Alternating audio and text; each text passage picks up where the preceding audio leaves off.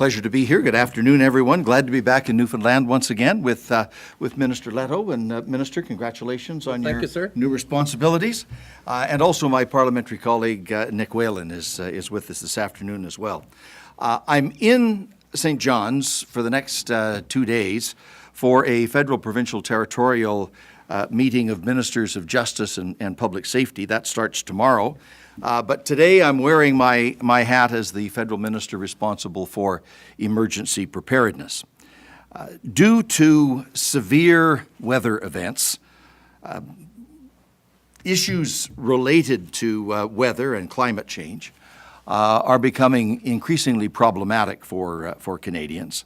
Like the unprecedented wildfires in British Columbia earlier this year, the flooding that has devastated various parts of the country, and tornadoes that hit the National Capital Region a few weeks ago. The Government of Canada, of course, takes these kinds of threats very seriously, and we always stand ready to help any province or territory that requests federal assistance to respond to a natural disaster, including flooding. We also recognize that reacting after the fact is simply not enough. As weather-related emergencies and natural disasters become more and more frequent and severe, the recovery costs have skyrocketed. According to the Insurance Bureau of Canada, insured damage amounted to $4.9 billion in 2016. That's an increase of more than 50% over the previous annual record, which was $3.2 billion set in 2013. And around the world, the annual economic costs of disasters has increased five-fold since the 1980s. Floods, in particular, are known to cause widespread damage to homes, property, and infrastructure. In fact, damage caused by flooding has accounted for a whopping 80% of federal disaster assistance payments over the past 20 years. And we have paid out more in this form of assistance in the last 5 years than in the previous 40 years. So obviously, the problem is getting much worse. And that's one of the reasons why the Government of Canada wants to invest in prevention and mitigation, an approach that is always better and cheaper than recovery and rebuilding. For example, our National Disaster Mitigation Program can help reduce or even negate the effects of flooding. The program provides proactive measures like mapping to prevent and mitigate flood risks.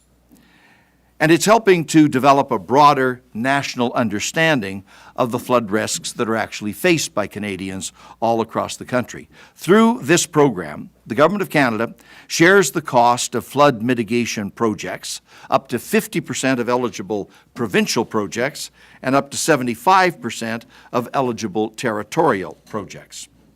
Projects are selected for federal funding through a competitive, merit-based process using objective and measurable criteria.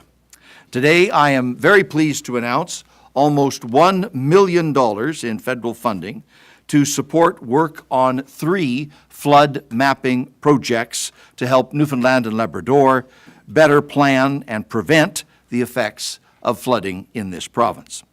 Identifying the boundaries of potential flood events is crucial. It helps support informed decision-making and investments, all of which reduce the impacts of flooding on people and structures in affected areas. The first project that we are funding today encompasses up to 150 communities throughout the province. It involves the mapping of potential inundation caused by the potential failure in the future, of municipal water supply dams.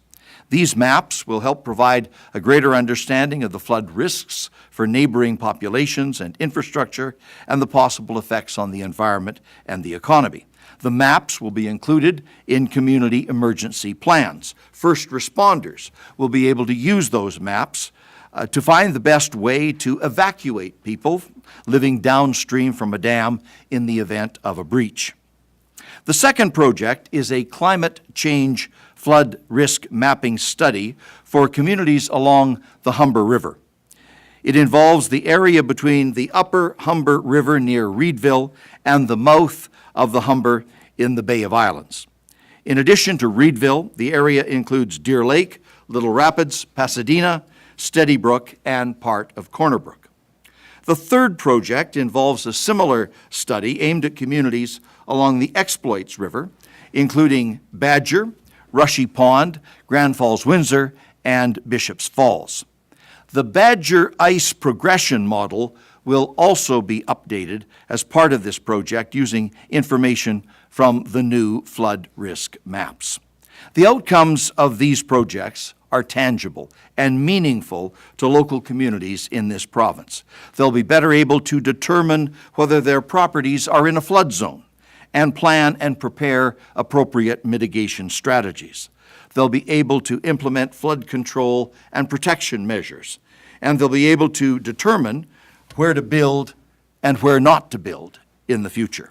All told, today's announcement is about enhancing community resilience. These three projects are an important part of the Government of Canada's strategy to address the soaring costs of natural disasters. As part of that strategy, the Government of Canada also recently created a new Disaster Mitigation and Adaptation Fund. It will invest $2 billion over the course of the next 10 years or so to support large-scale infrastructure projects to reduce potential damage and disruptions associated with extreme weather and natural disasters. Selected projects will help prevent critical infrastructure failures, which in turn will ensure that access to essential services is not disrupted. All of this will help reduce future recovery costs and lessen the impact on people's lives and livelihoods and the quality of life when a disaster strikes. We have also updated the emergency management framework to work better with all levels of government, and through our Flood Ready campaign, we are sharing practical tips and advice to help Canadians themselves to be better prepared ahead of time. The Government of Canada is committed to building the foundations for proactive flood prevention and mitigation in partnership with provinces and territories. And on that note, I want to thank the province of Newfoundland and Labrador for its ongoing emergency management efforts. Emergencies happen, whether they are natural or man-made, and when they do, Canadians must be assured that all levels of government are working closely and effectively together to mitigate the risks, to keep people safe, and to expedite the recovery. The Government of Canada is very proud to be your partner. Thanks very much. And thank you, Minister. I'm happy to be here today with Minister Goodale for this very important and very positive announcement on the National Disaster Mitigation Program for the protection of our residents and our environment. There is no question now that climate change is real. Scientists all over the world have shown definitively that human activity is affecting the global climate, and both the federal and provincial governments are taking action for the sake of both our generation and future generations. And the action we are taking doesn't just involve meeting our greenhouse gas emission targets. It's also about being proactive in dealing with the increased precipitation and more frequent, intense weather that climate change is causing. Here in Newfoundland and Labrador, we are already experiencing more severe weather events, including more intense weather systems. This is adversely impacting the safety of our residents, communities, and people's livelihoods. Our residents are all too familiar with these types of events. For instance, flooding during Thanksgiving in 2016, flooding in Mud Lake in 2017, and flooding on the West Coast earlier this year. And our government has taken action to deal with those events. The Department of Municipal Affairs and Environment is also engaged with Public Safety Canada on the Disaster Financial Assistance Program, which helps residents, communities, governments, and businesses to get back on their feet after such devastating weather events. Our government has recognized the importance of contributing funding for flood risk mapping and for municipal dam inundation mapping that will help us to address events that might, and very likely will, happen in the future, when the rivers begin to rise from increased rain, snow, or from snow melt. Through Budget 2018, the provincial government allocated close to $1 million in provincial funding to match the federal portion for the 3 projects announced today. One of the reasons we're pleased to be hosting Minister Goodale and our federal counterparts is that we continue to develop our partnership and build on the positive working relationship with the federal government we maintain. It is through this work and this partnership that we are further developing programs that ensure the safety and well-being of our residents. This cost-share program funding with the federal government supports 3 mapping projects: dam break flood inundation mapping of municipal water supply dams, the Humber River Communities Climate Change Flood Risk Mapping Study, the Exploits River Communities Climate Change Flood Risk Mapping Study. These flood risk maps will provide updated data to predict possible floods and inform residents of potential impacts.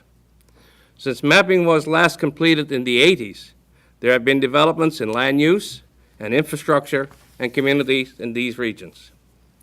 They can be used for municipal planning, public information, development control, climate change adaptation, and the setting of structural design criteria.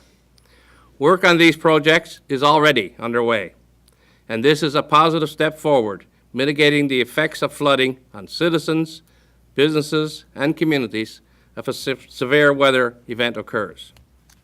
The studies will develop and enhance existing flood forecasting systems. They will include an extensive infrastructure assessment of all bridges and culverts in the floodplains to see which are most vulnerable to flooding. Our government issued a request for proposals for the climate change flooding risk mapping study for the Humber Valley River, and it was awarded to Wood PLC at a cost of $756,000. It is expected the study will be completed by March 2020. We also awarded the contract for the flood risk mapping study for the Exploits River Valley to Hatch Limited for $768,000. This study is also expected to be completed by March 2020. Flood risk mapping will be developed for communities such as Badger, Rushy Pond, Grand Falls, Windsor, and Bishop Falls along the banks of the Exploits River. The work on the Exploits River mapping will also be used to update the Badger Ice Progression Flood Warning Model. The Badger River Ice Monitoring Service was the first operational river ice monitoring service in the world, and this innovative technology has since been used in Alberta, British Columbia, Manitoba, Yukon, New Brunswick, Alaska, and Russia.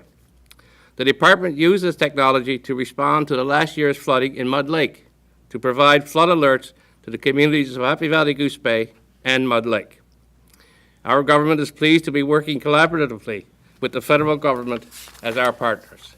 And sir, I want once again to thank you, Minister Goodale, for being here today as we all work together to improve and protect the lives of Newfoundlanders and Labradorians. Thank you. Thank you, Minister Letto. With that